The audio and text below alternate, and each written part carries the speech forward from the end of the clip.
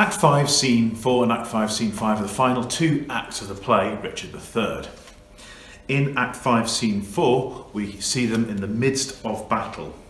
Before we analyse this, we're going to have a look at the most famous version of this, which is of course the Laurence Olivier version. Rescue!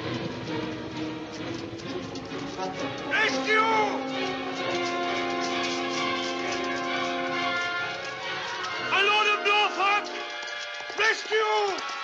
The king enacts more wonders than a man, daring and opposite to every danger. His horse is slain, and all on foot he fights, seeking for Richmond in the throat of death. Rescue, fair lord, or else the day is lost.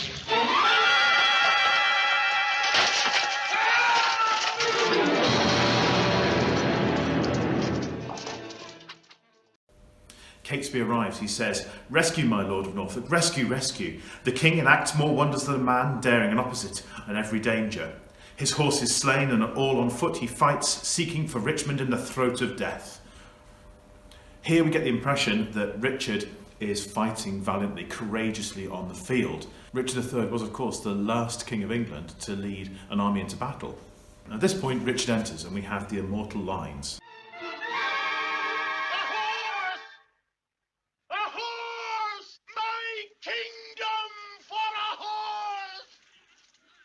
Withdraw, my lord.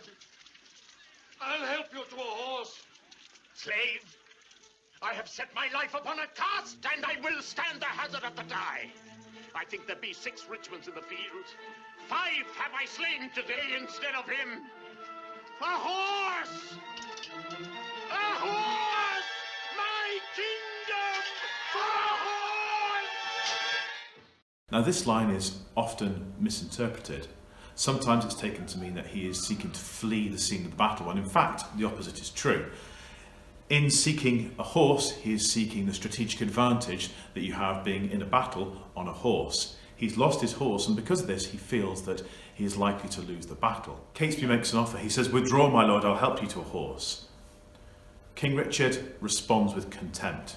"Slave, I have set my life upon a cast, and I will stand the hazard of the die." Here he uses the image of casting iron to demonstrate to us how absolute his resolution is. He's going to remain on the battlefield, and he's going to fight. He goes on, he says, "I think there be 6 Richmonds in the field. 5 have I slain today instead of him. A horse, my kingdom for a horse." In his voice, there's almost a tone of annoyance, disappointment, dejection. This is a man who perhaps knows that he's going to lose. He's going to lose his kingdom and, of course, his life. And he's furious about it. Between Act 5, Scene 4 and Act 5, Scene 5, Richard dies. On stage, we don't always see this. However, we're going to show you now the most famous version of Richard's death, which again is from the Olivier version.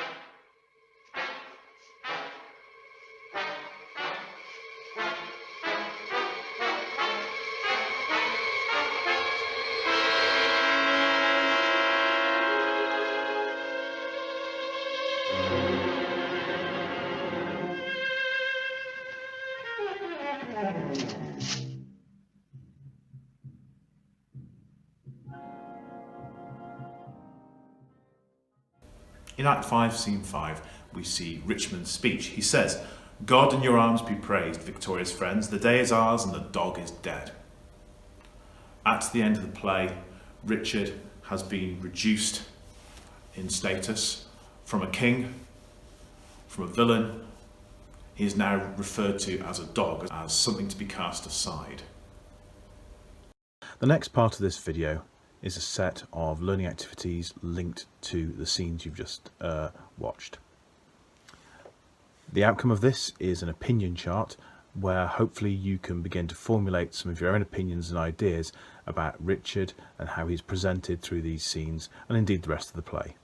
On this slide we've picked out 3 key details which might be of some use to you and which we're going to use in the next activity. At this point you might want to pause the video to have a look at those, or indeed you might want to jump back at a later point.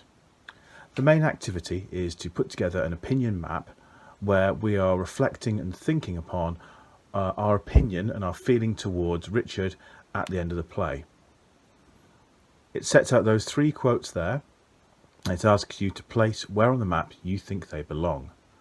Now the key thing for this is not that you just pick somewhere for them to go, but that you give some justification and some reason for it based on your knowledge and of course your reactions to what you've seen and what you've read and what you've heard.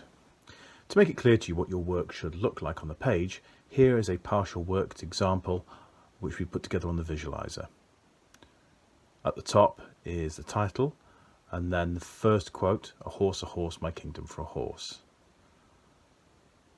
I've then put the opinion chart onto there with the axes labelled, and now I'm going to put a mark on there where I think Richard appears at this point. And now I'm putting on there a mark which reflects my response to Richard at that very specific point, at the point where he's wandering on the battlefields shouting, my horse, my kingdom for a horse.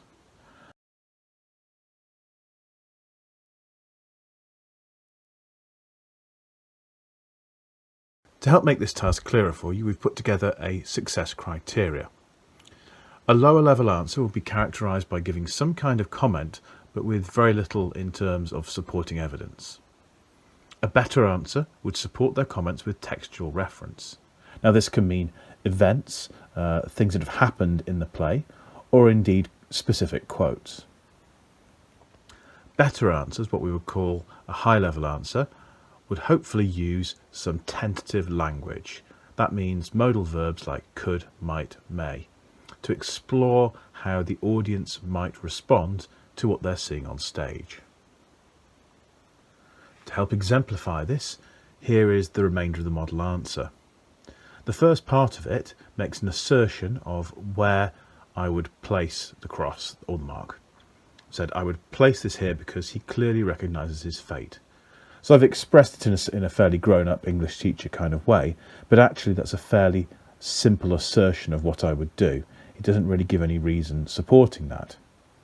The next sentence does support that. However, I think the sentence after that is the thing that makes it really clearly a better answer, in that it refers to some specific things that back that up. The fact that he has killed or had killed numerous others, including the princes in the tower. The final part of this, which at the moment you can see is incomplete, begins to speculate about how a member of the audience watching this might respond. Okay, well, thank you for listening, and I hope you found that useful.